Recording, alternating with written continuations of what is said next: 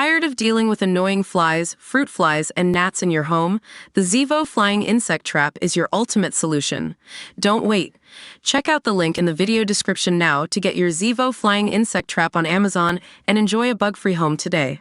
A new suspect has entered the fray in the hunt to find D.B. Cooper, as an expert suggests the FBI is reluctant to reinvestigate the unsolved skyjacking through fear of reopening Pandora's box. Eric Ulis, an independent investigator who has been at the forefront of the Cooper probe since the FBI officially closed its investigation in 2016, has identified a second leading suspect in his quest to unmask the infamous crook. Dan D.B. Cooper was the alias of a criminal who hijacked Northwestern Flight 305 in November 1971 over Portland, held the flight for $200,000 ransom, and parachuted out of the plane with his bounty, never to be seen again.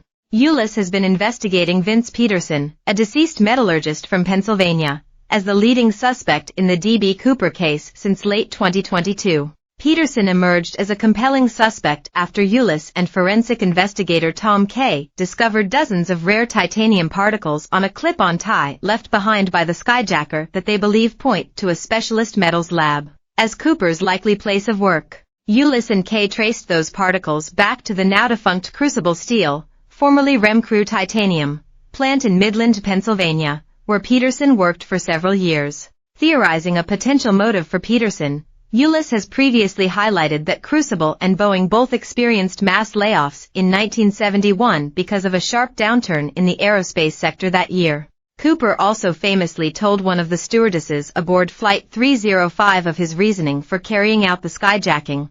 "I don't have a grudge against your airline, miss.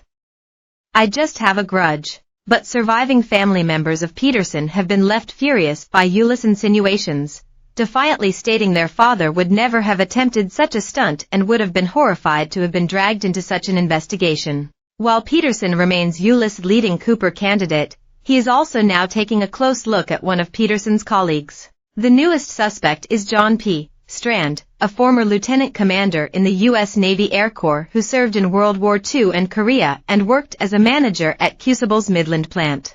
Of the 100 or so men employed by Crucible in the late 1960s, Ulis told our channel that only Strand and Peterson ticked the boxes for Cooper. Both men share a resemblance to the sketches of Cooper. They were both also 6'1" with an olive complexion and were around 50 years old when the in-air heist took place, matching eyewitness descriptions. Crucially, they would have also come into contact with the rare metals found on Cooper's tie, Ulis said.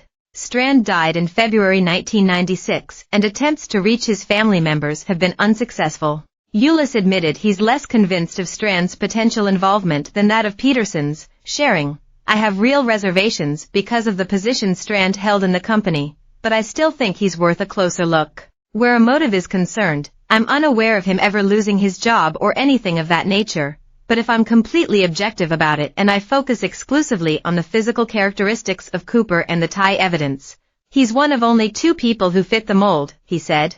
"He checks a lot of the boxes.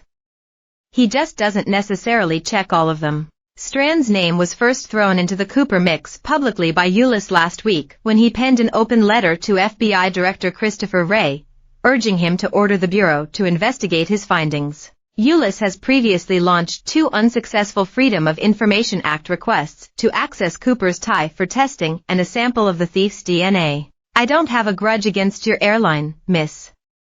I just have a grudge." Believing he's taken his investigation into Peterson as far as he possibly can without the FBI's assistance, Ulis called the letter a Hail Mary last resort.